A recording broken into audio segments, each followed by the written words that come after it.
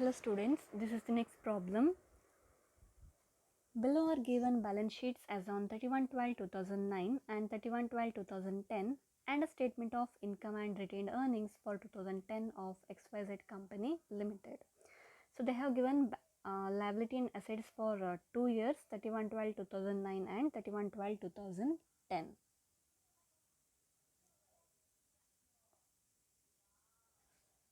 So firstly they have given share capital, general reserve, retained earnings, debenture, bank loan, creditor, expenses outstanding and provision for taxation.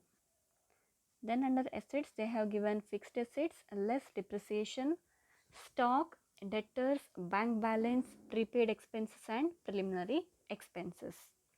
Then they have given statement of income and reconciliation of retained earnings for the year ended 31/12/2010. Net sales less cost of goods sold less sundry expenses, depreciation, preliminary expenses written off.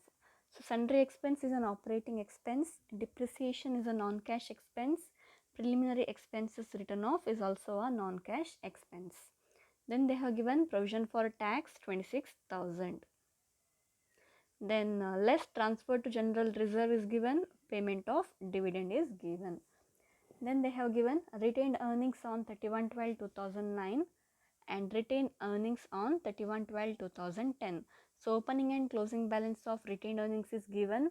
So in this problem they have not given the profit and loss account balances. Opening and closing balance of profit and loss account is not given. Instead they have given the opening and closing balance of retained earnings. So the value of retained earnings will be considered while preparing cash flow from operation. So in the liability side they have given share capital, opening balance is 1 lakh, closing balance is 1,20,000.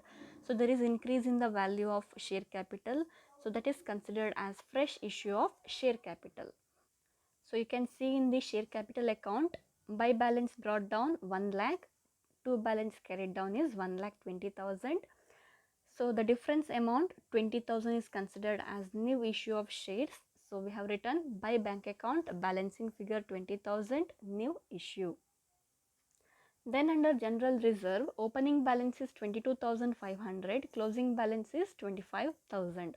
So there is increase in the value of general reserve, and even in the income statement also they have given transfer to general reserve 2,500.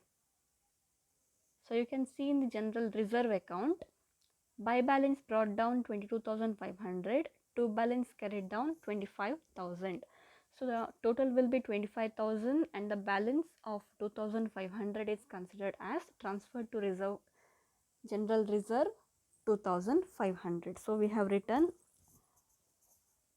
by profit and loss account 2,500. Then they have given retained earnings.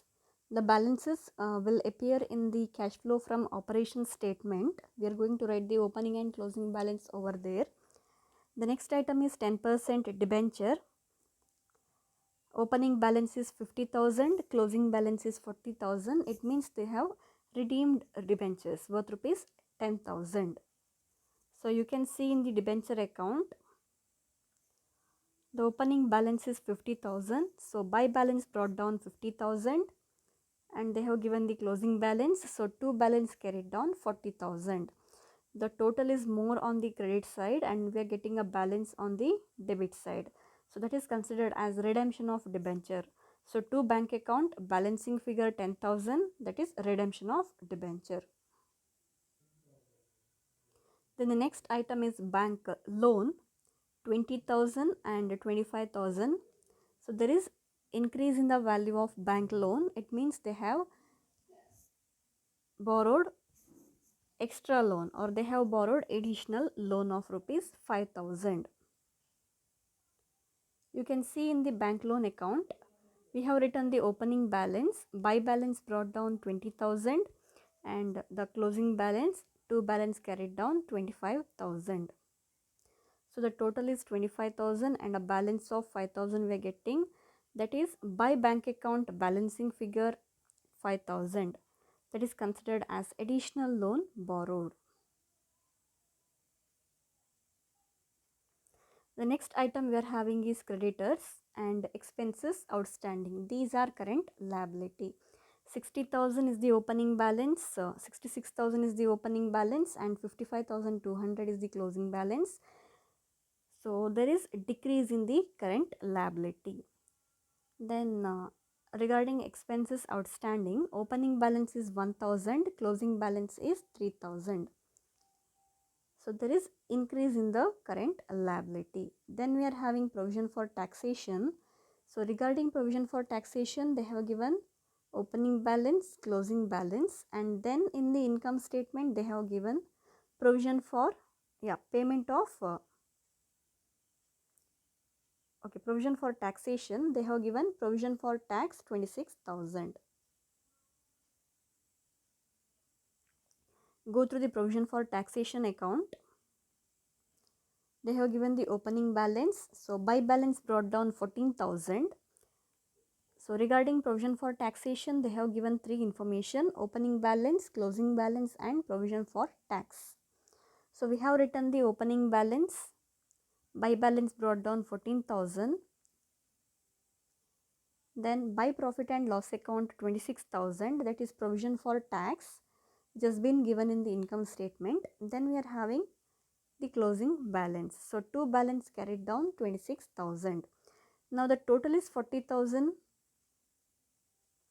and the balance we are getting will be 14,000. That is considered as tax paid. That is considered as tax paid.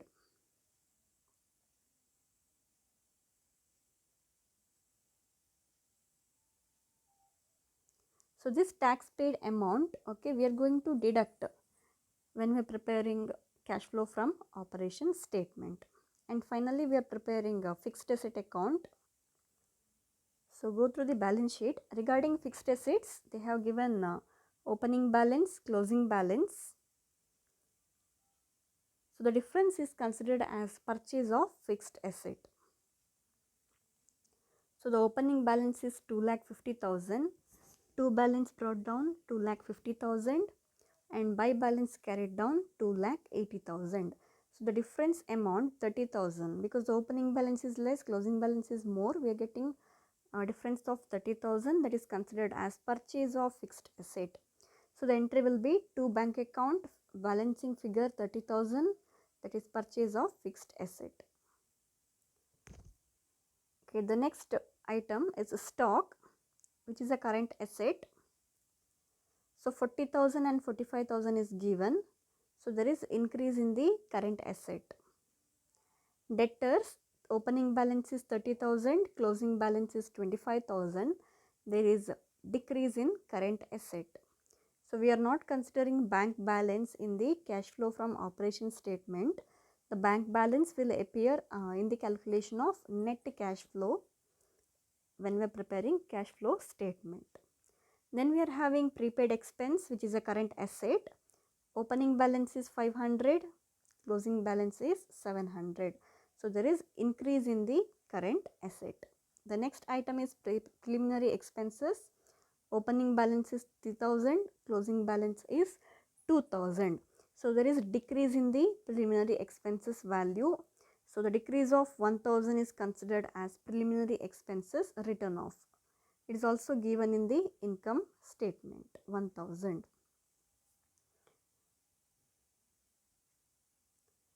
So depreciation, preliminary expenses written off, as well as transfer to reserve and payment of dividend. These are the non-cash and non-operating expenses. So you are required to calculate cash flow from operation, cash flow from investing activities, and cash flow from financing activities. So XYZ Company Limited, statement showing cash flow from operation. So we need to maintain three columns, one particular column and two amount columns. So usually we use it to write the closing balance of profit and loss account, but in this problem they have not given the closing balance of profit and loss account, hence we are considering the closing balance of retained earnings. So closing balance of retained earnings is 12,500. Add non-cash and non-operating expenses. The first item is depreciation 10,000, preliminary expenses written off 1,000, provision for tax 26,000, transfer to general reserve 2,500, dividend paid 20,000. So when we add all these items, we are getting a total of 59,500.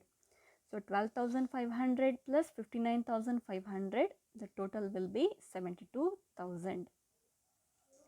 Next, less non-cash and non-operating income. So that is, we don't have any non-operating and non-cash income. So that is written as nil. So the total will be 72,000 again. Less opening balance of retained earnings 11,000. So 72,000 minus 11,000. Cash profit from operating activity will be 61,000. Next, add decrease in current asset, increase in current liability. So we have one item of current asset which has been decreased. So debtors, opening balance was 30,000, closing balance was 25,000. So debtor has been decreased by 5,000 rupees. Debtor amount has been decreased by rupees 5,000. Next item is increase in current liability. Under that we are having only one current liability which has been increased, that is expenses outstanding. Opening balance was 1,000, closing balance was 3,000.